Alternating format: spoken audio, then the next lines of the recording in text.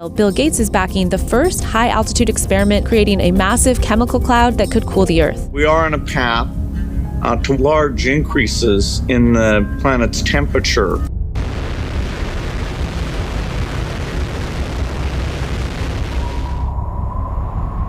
Cloud seeding is already used in China and Thailand to tackle air pollution.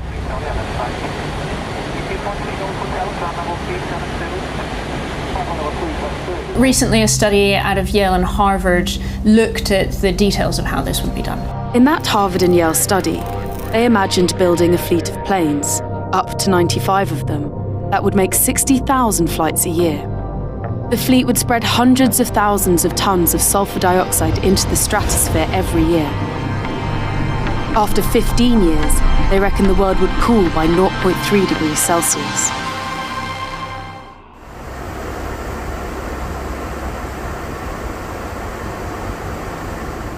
This year marks the worst drought America's seen in decades. Some people have grown tired of waiting for Mother Nature to bring relief and have decided to try and take matters into their own hands. This is Craig's job, firing chemicals into the clouds in a controversial attempt to modify the weather. He's literally a rainmaker. The radar data collected today adds to a growing body of evidence that cloud seeding works. It can double the amount of moisture in a given cloud, and the Texas programs boast a 12% increase in annual rainfall, thanks to seeding. It's almost as if you guys are creating clouds out of nowhere. And what's inside of these guys? It's a silver iodide mixture. You know, they were talking about climate change yesterday, and now we're learning that scientists and researchers are looking at how to change the weather on purpose. That's right. We physicists are firing trillion-watt lasers into the sky to actually precipitate rain clouds and actually bring down lightning bolts.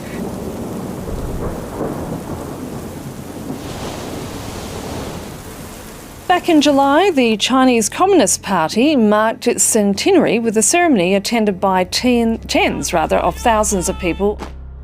Now, a report has just been released by Beijing's Tsinghua University revealing that the government artificially changed the weather for that event.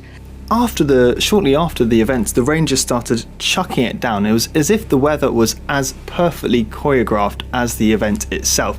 And compared to other events, well, like the Olympics, for instance, where we weren't sure what effects exactly were happening as a result of China's attempts to modify the weather. Well, this time we've got this peer-reviewed report. China has clearly refined this technology after spending billions of euros on it and testing it extensively. And last year they announced they were planning to extend this program to cover an area spanning 5.5 million square kilometers. That's 1.5 times the size of India. That substance is usually, you can use a chemical like silver iodide or potassium iodide or simply dry ice or even table salt to make this happen.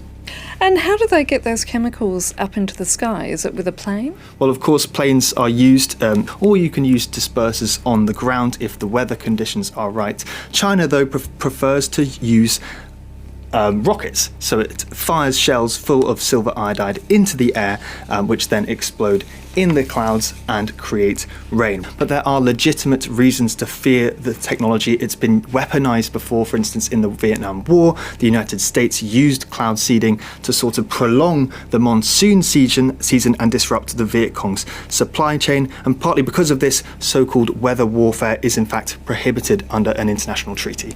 With geoengineering, we're talking about making these scale of changes intentionally.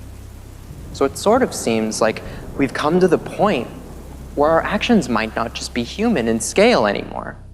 They might be somewhere closer to godlike.